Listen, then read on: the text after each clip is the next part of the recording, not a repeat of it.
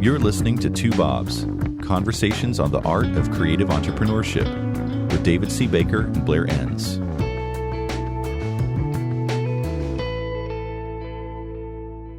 Today, Blair, we are coming to you live from the Recourses Woodworking Shop, where so far I have done no woodworking, but a whole lot of podcast recording. Maybe I need to take my saws up to my office or something, but I can wander because I'm on like a corded mic and I can just look at my stuff. If you start to bore me, I just read the manuals for my saws and it's really fun. Is that okay with you? Yeah, I'll hear the table saw fire up in the background, right? You know, you need to start to get more interesting at that point. You know, you're retreating further and further from civilization and identifying more and more with machinery and animals. And the rest of the world thanks me for this. All right, Unabomber, what are we doing? Today we're talking about growing accounts. And I was thinking about this. Why are we so interested in this? I guess one alternative would be that we could just really land big accounts at the beginning. But it seems like two things have changed in the world that our listeners occupy. One is that they are tending to start with relationships that begin smaller. That's one thing that I've noticed. So it makes it more critical to grow accounts. The other thing that's changed is that it's much more of a project-based world. And so maybe growth isn't necessarily going to solve all of that, but we're talking about a chain of projects. So it's kind of like an AOR relationship disguised as a whole bunch of projects that follow on, which require the skills to grow an account. Why do we want to talk about this? Why is this that important? Yeah, and I think you're right in describing the environment. And in this non-AOR environment, the impetus is greater than it's ever been to go mine the account for the very next project, because there aren't the guarantees, to the extent that there were guarantees at all in an AOR relationship. I guess in some of them there were some form of guarantees. So you really do have to kind of eat what you kill in the modern project-based world. You know, as somebody who focuses on the new business side of things, I've worked with a lot of firms where they were really good at new business, and then you look at how quickly their accounts or clients move on, you think, man, if you would just solve that problem, you would be killing it. Yeah, and thank goodness they were good at new business, because as fast as they landed, then they left, right? Yeah. So you've got a list of pointers that we'll review on growing existing accounts. And I have one point, and I don't think you agree with my point. Is this going to be the first podcast where we disagree? Publicly, yeah. There's been a lot of them. You're so polite. Maybe I read through, you sent me one paragraph with some ideas, and I thought, I don't know about that one. So and a PowerPoint deck. So this will be very interesting. So you're going to talk about a concept called the Account Conference. Sounds very, very official. Yeah. And then we're going to, if you leave me any time at all, and I'm not planning to, right? Then I'm going to provide just some very specific pointers, which I'm sure you'll agree with, right? When did you come up with this idea, and what was the impetus for it, the Account Conference? It sounds like this is something that's been rolling around in your brain for a while. Yeah, well, I'm looking at this deck was from a webinar I did in February of 2014, so it's been around for almost 5 years.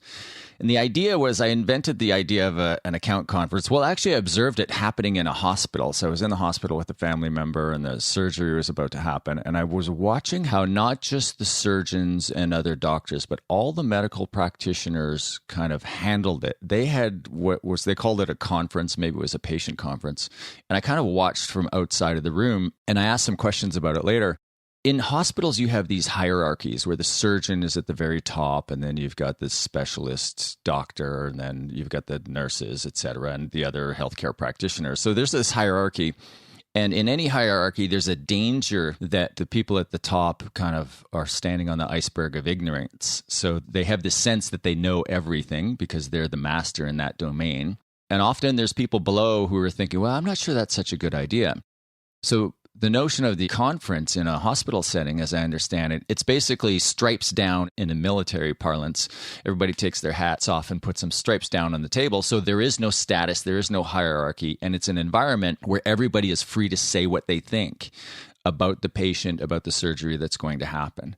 And so it's been developed over many years to change that hierarchical culture in hospitals where you're not allowed to challenge people at the top. And it takes a while to implement. to get everybody to buy in. So I was really impressed with that. So what the goal of that in the hospital is to reduce the likelihood of a mistake happening because people are afraid to speak up. And I took this notion of the patient conference, let's call it, in a hospital, and I applied it to one of my clients who was having a challenge in growing an existing account. Really, the initial challenge wasn't actually growing the existing account, although there were some growth challenges. It was kind of this surreptitious, if that's the right word, or indirect approach to diffuse power from power that had been consolidated among one individual account person. Does that make sense? Yeah, which is a common problem and one that everybody listening would think, yeah, I've seen this happen. Yeah, or maybe it's happening right now for them. Yeah, but let's forget about that first instance because ostensibly the purpose was to help grow the account, enlist others to help grow the account. And I've since rolled it out in other firms. And here's the idea. The idea is that not every good account person is necessarily good at growing their account. So if that's the case, why don't we enlist others to help? So the way the account conference works is I think it should be done roughly twice a year. Some people do it once a year. Some people do it once a quarter, which seems a little bit too frequent for me. So just imagine this. Twice a year, you take your entire senior account services team off-site for an account conference. And one at a time, the account lead for any given account presents an overview of their account. Here's what we've done lately. Here's the progress we've made. And here are 3 key issues affecting the client's business, not necessarily affecting what we do for the client, but the big strategic issues facing the client. These are the things that, as best as the account person can discern, are keeping the CEO up at night. Can I just interject that you hit on something that frames all of this? This is not a self-serving event where we're looking to mine money. I mean, that's going to happen naturally if we do the right thing in the bigger picture. The bigger picture is what is happening at the client level, whether or not it involves an opportunity for us to make more money. It's about leading that account. That's really hidden in what you said. I just want to make sure people don't miss that. Yeah, it's about leading the account, growing the account, and it's also about recognizing the fact that the person who is leading that account for the agency is actually quite close to the client and probably has some biases. And they probably have some ideas on what the client should or shouldn't do, but also a basket of ideas of why the client won't do what those in the agency think they should do. Right. So in this situation, the senior account person on this account is presenting an overview of the account to the team. And then the rest of the team, they can ask some clarifying questions. And once they get those answered, they brainstorm amongst themselves as the account person sits there quietly on what they think the client should be doing. And then they put together some proposals to take back to the client. And they, again, with the account lead who's responsible for that account, kind of watching silently. They don't really have a vote or say in this beyond asking any questions that are directed to them. The rest of the group decides on the proposal that is going to be taken forward to the client to help grow the client's business and grow the account for the agency. So the client knows that this is happening, but is not a part of this discussion until it's distilled by the account person back to them. Yeah, and just think of that point. If you adopt this account conference approach, it's actually a really interesting new business tool. When you explain late in the sale, when the client's nervous and looking to be calmed down, you're explaining your methodologies, how you work, it's really interesting at that point to the client to say, oh, and twice a year we have this account conference where we essentially retreat and brainstorm on your business. We're briefed by your account lead, but they don't really get a say in it. And then the rest of us as a group come up with proposals to help you move your business forward, and then we come forward and present those proposals to you. Now, one of the most interesting things about putting the proposals forward to the client under this model is it's not necessarily the account lead who does it. The group decides. Oh. The group might decide that, okay, the account lead is the right person to put this proposal forward, but they also might decide that for whatever reason, this type of selling to and growing the account is not in this person's wheelhouse or strength, so they assign somebody else to do it. So the client knows about the cadence obviously they may not know the first time, but they're going to know after that. What happens if the client says, I'd like to be a part of that? What do you say? Is it important that they not be there? I don't think it's important that they not be there. I actually think it's an interesting idea. I haven't talked through this with any of our clients before. I actually like the idea that the client is sitting there quietly and the client too can be asked some questions, some clarifying questions. It introduces another variable, it gets a little bit risky. It would really depend on the client, your relationship with the client. I think if you're going to adopt this approach, you should try it without the client there at first. And then after you do it a couple of times, if it seems to make sense to you to involve the client, then go ahead and try it. I want to go back to how you introduced this whole idea where, it kind of sprang to your mind in a healthcare setting. And the motivation for it in that setting was to reduce risk. It's like less people will die if we do this. Yeah. It's easy to dismiss that and say, well, that's an interesting model, but it's really not about reducing risk. But I would say it really is about reducing risk, because the risk that we're trying to mitigate here is that we quit leading. And some of my specific suggestions that we'll get to later talk about how to make sure we don't quit leading, because that's how you get an account in the first place, and that's how you lose an account when you quit doing that. So the risk that we're mitigating is that we quit leading. It's so interesting. One of the things that I'd love to explore, if somebody wants to do this in a really deep, consistent, disciplined way, would be, how do we overlay this with really great techniques for brainstorming? Because brainstorming is really misunderstood. And there are a lot of personality profile elements that relate to brainstorming. You have people who simply don't think well on their feet, but who make consistently great contributions, but they just do it 15 minutes after everybody's moved on from that part of the conversation. To make this effective, you'd have to really understand how to effectively brainstorm, how to effectively run a meeting as well. But the main point is just that the risk we're mitigating is that we're not leading the account. I think that's such a fascinating, valuable concept. I think you're right. And I also agree that there are elements here, like a framework for brainstorming, that are missing. Like, this is something that I introduced about 5 years ago, and I've come back to it from time to time, but it's not something that we kind of teach on an ongoing basis. When I have a client with an issue around account growth that comes up, I usually introduce the model to them. So I think there is an entire area or adjacent areas of exploration that would make this model better. Mm-hmm. I believe strongly in the model. I think one of the reasons why it's valid, and we've talked about this previously, it occurred to me that this saying that I and so many other people keep repeating, that it's everybody's job to sell, just isn't true. Mm-hmm. And if we embrace the fact that it's not everybody's job to sell, that your people, and in particular your senior account people, some of them are very good at growing their accounts, and some of them are very good at just kind of responding and keeping them happy. And if we embrace the idea that let's put sales responsibility or account growth responsibility into the hands of those who are good at it, this is a model that really suits that. That last part of deciding who's going to present this to the client. You can say to the account lead, all right, here's the proposal, here's a little bit of coaching on delivering it, you go ahead and do it. Or you just might decide that actually you're better off and it's more appropriate for some other account person who's really good at growing their own accounts to go have that meeting with the client. If you're the account lead in that situation, you really do have to let go of this idea of the ownership of the account. One of the things I was trying to do initially back in that first scenario with this model was transfer the equity in the relationship from individuals to the organizations. Mm-hmm. So when you build advocacy among your client base, typically you want multiple people in the client organization advocating for your agency. But every once in a while, you get this concentration of power where you get either one person or multiple people on the client side only advocating for one person on the agency side. Yeah. And that's a very dangerous thing.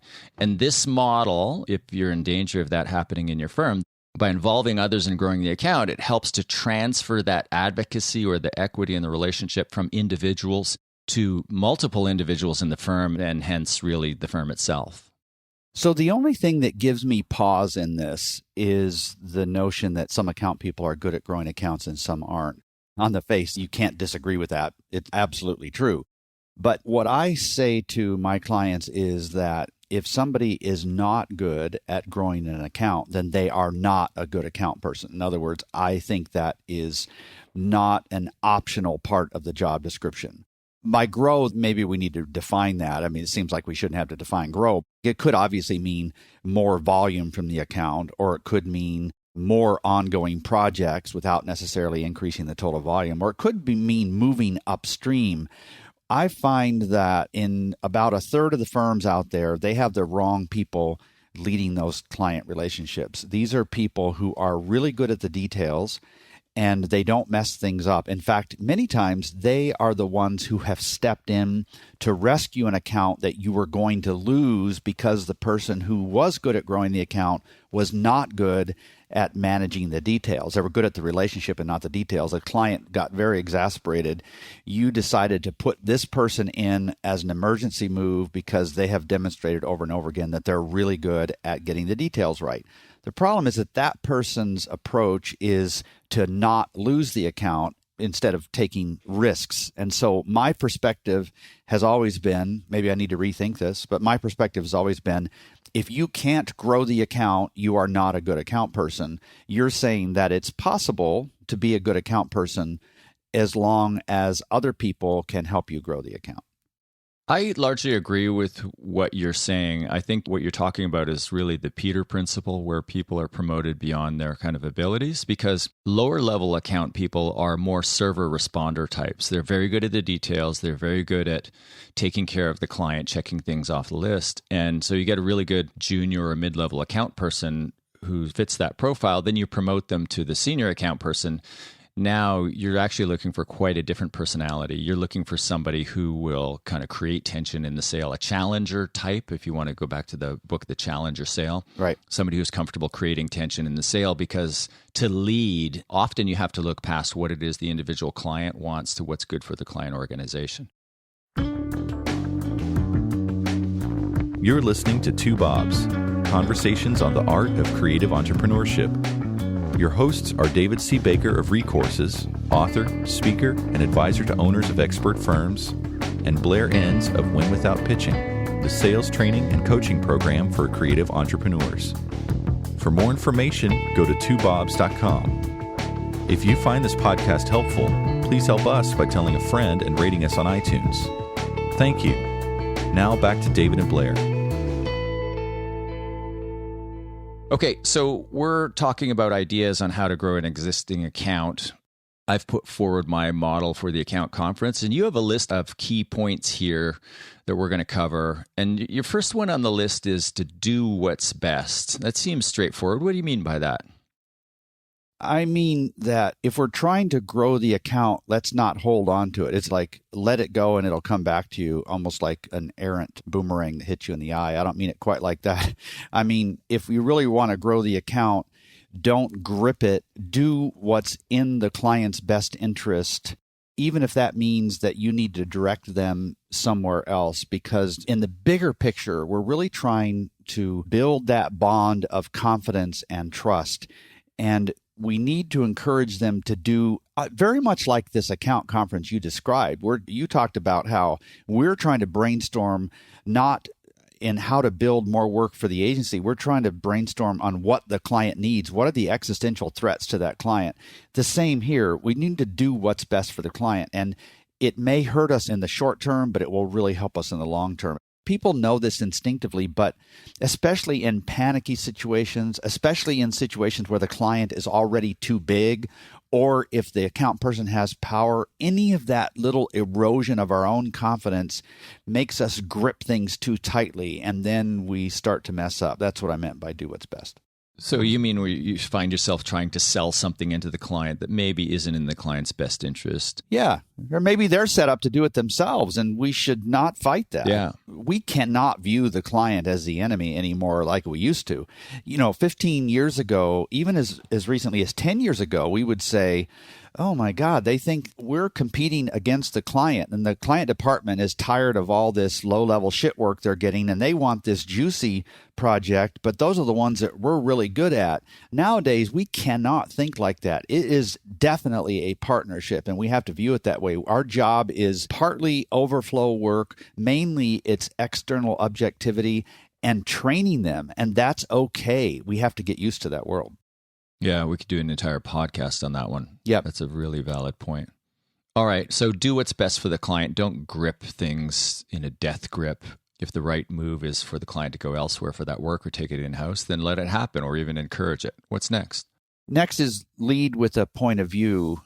The freshest ideas you ever have are the ones you present to the client where you are on your best behavior, you're doing your best thinking, you're taking a risk. And that's because you don't have the account yet. There's nothing to lose here. Right. You're just out there playing with house money.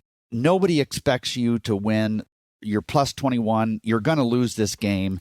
Like, you got nothing to lose. And that's why you take all these risks at the beginning. And then you get the thing, and then your whole mentality changes, and now you're holding on to it. Meanwhile, there's somebody in the bushes over there. It's going to be 9 months from now or 36 months from now who's going to come in, and they're going to do the exact same thing that you did to the other firm. And if you are not continually leading with a point of view, you have to be willing to lose this thing at any point.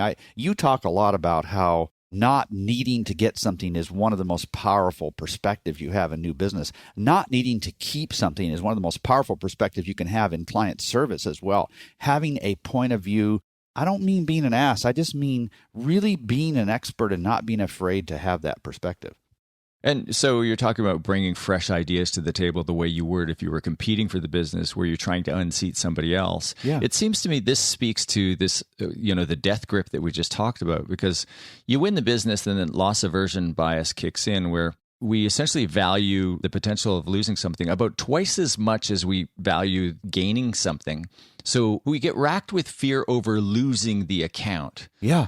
Right? And you're saying, let's let go of that fear, keep bringing a strong point of view, keep challenging the existing thinking and conventions, even if the existing thinking that you're challenging is thinking that you brought to the table initially. Yeah, exactly. Like, you know what? We were kind of wrong there. I know you paid us $2.5 million to implement that wrong idea, but it was a mistake. Yeah. We need to be a little more reckless here, and it's okay. That's what I mean by the point. And, your clients are always asking you to do zero-based budgeting, which simply means don't add 3% to what you did last year. Start over, like re-justify everything you're doing from a budget standpoint. Well, we need zero-based ideas as well. Are we really going to do the same thing we did last year? And your clients that are protecting a position are nervous about change. The ones who are not protecting a position, they've got less to lose. That's the perspective you got to have, I think. Okay, so one on your list is do what's best. Two is lead with a point of view. I've already written down zero-based ideas. I'm going to tell people I wrote that. I've already tweeted it. Now we're getting to the provocative stuff. What's next? Offer a resignation whenever there's a CMO transition. Boom. Yeah, I really believe in this one. And it's not my idea. Tony Mikas had this many years ago. Yeah, when first time I heard it, I was like, what? Tony, what are you smoking or drinking? This is crazy. So you've got this account. You won this account a while ago. You've been doing work for this client. And then there's a change at the CMO. So the boss person that you're going to be answering to ultimately is new. And you go into keep it mode, like everything we need to do. And I'm saying, no, go in the other way because you've got a new CMO. She wants to put a stamp on the agency here. And the former CMO was fired for a reason, right? And if the head coach was fired, then it's possible that the assistant coaches need to be fired too, and the trainer. And so their suspicion about this relationship you have, and they're not sure they really want to inherit that. And everybody knows that, but nobody necessarily wants to say it. So what you do a few days later, you write a letter. I really mean this, a real letter, and you hand deliver it and say, here's our resignation letter. It's not that we don't want to work for you. We really do want to work for you. In fact, we think that from what we know so far, the perspective that we're hearing from you, we might actually be able to do better work. These are some of the things that we wanted to do, and we were held back from them. And here are some of the mistakes we made. Here's what we did really well. But we do not want you to feel like you've inherited this relationship. If you would like to keep working with us, please let's do it. But we just want to make this easier for you. You hand them that letter and then walk out. What have you got to lose? Yeah, this happens at high levels of government and even some corporations where it's you're hired. Now give me your undated resignation letter. Right. Yeah. I think it's a fantastic, really provocative idea. I tend to stop short of actually like handing over a letter and just having the direct. So you're one-upping me here. This is the first time I've been more... These are the kind of silly ideas you come up with all the time, and I cringe. And here I've come up with one that makes you cringe. This is a first. Well, clearly you're wrong then. Clearly Yeah, you've overstepped.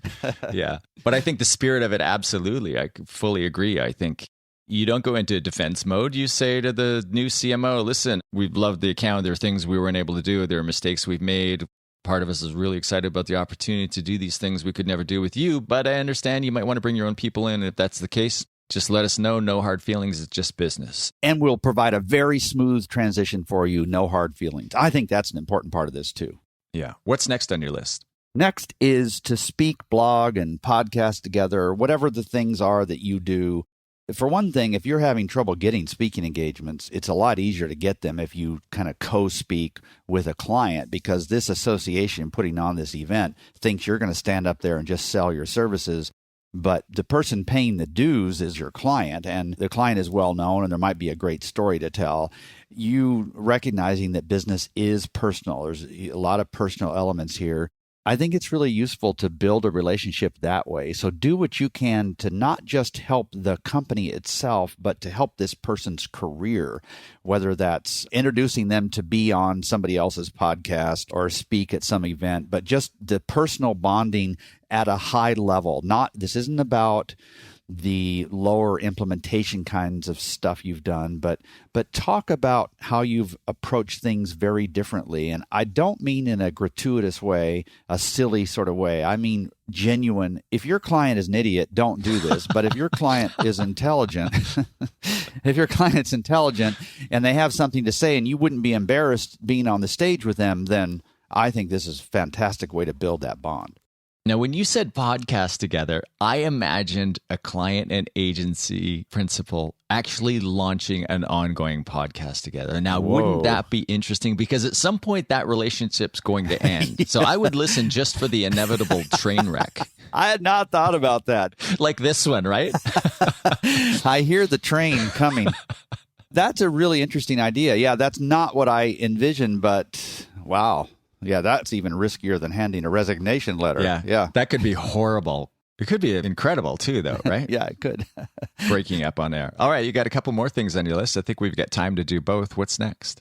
So an annual offsite planning with their team. Yeah. This overlaps a little bit with what you talked about. I just think there's something to be said for... And it needs to be offsite if possible. I've got clients who charter a plane and go to, a place in Montana, and they have this for a day and a half. So there's a mix of social bonding, but also really serious planning. And, obviously this bonds both parties together, but it also gives you a clue to everything they're planning, even if it doesn't necessarily involve you. It gives you a chance to see where you can worm your way in. It gives you an idea of what services you might beef up over time and so on. So that's the fifth idea.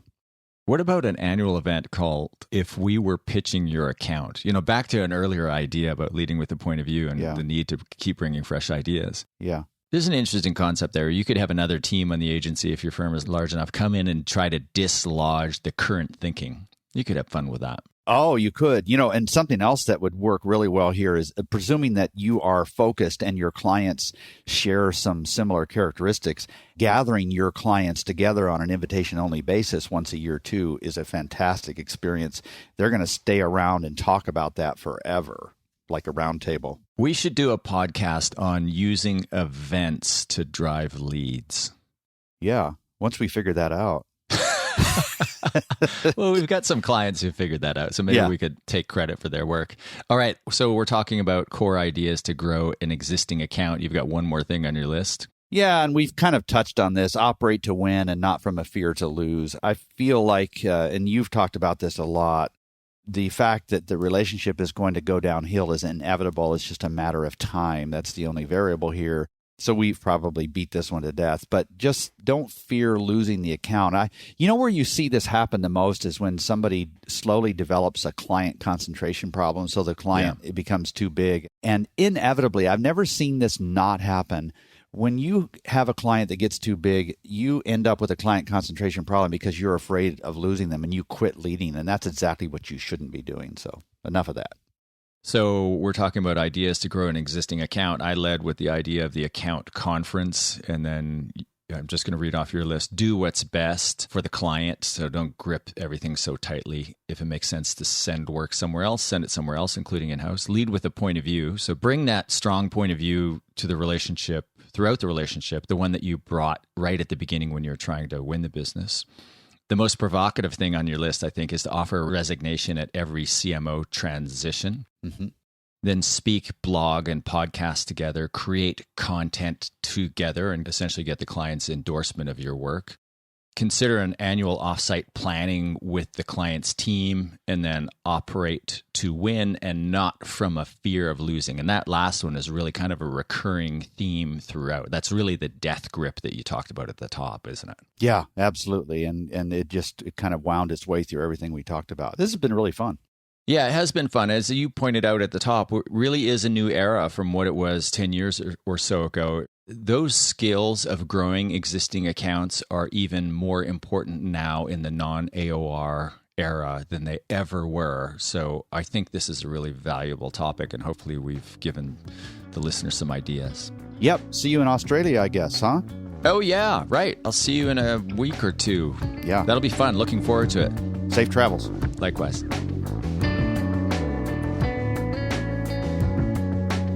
Thank you for listening to Two Bobs with David C. Baker and Blair Enns. Subscribe and learn more at twobobs.com. That's the number 2, BOBS.com.